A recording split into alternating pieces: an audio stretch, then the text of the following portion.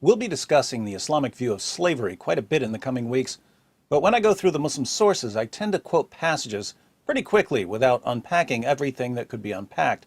In this video, I wanted to take a close look at a hadith that I've quoted before and will quote again, just so you can see how much we can learn from a single hadith.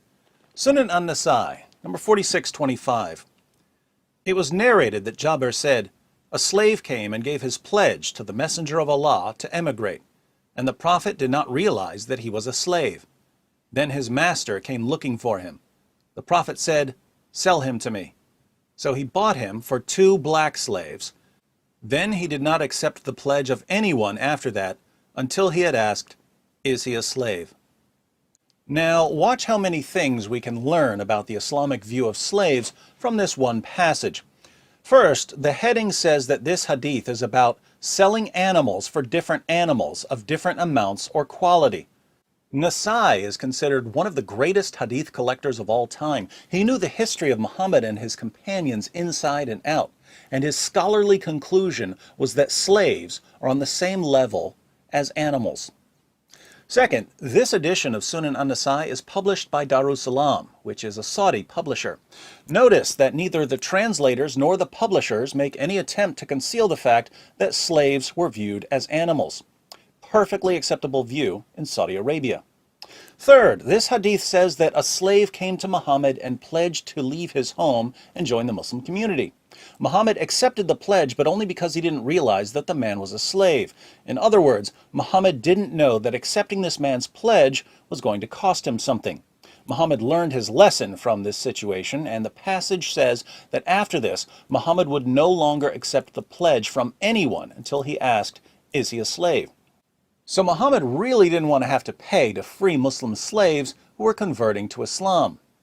Now, to be fair, it is considered a good deed in Islam to free Muslim slaves.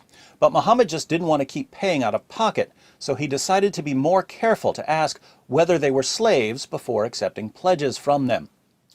Fourth, Muhammad owned black slaves. If he bought a slave with 2 black slaves, he obviously had black slaves.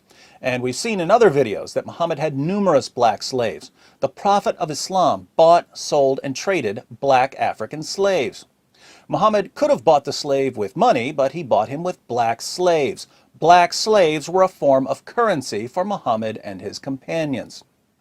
Fifth, the slave who made a pledge to Muhammad was an Arab slave, and Muhammad traded 2 black slaves for 1 Arab slave, suggesting that black slaves were considered less valuable and were therefore cheaper than Arab slaves. Hence the heading, "Selling animals for different animals of different amounts or quality." So, in Islam, slaves are comparable to animals, and black slaves were worth less than non-black slaves. How did these ideas become entrenched in Islam? To answer this question, we have to take a close look at Muhammad himself by watching this video, Muhammad, the White Prophet with Black Slaves. I also recommend taking a screenshot of the hadith we just examined and sharing it until people finally realize that a Muslim preacher claiming that Islam is a religion of liberation and racial equality in order to win converts tells us next to nothing about what we'll find in Islam's most trusted sources.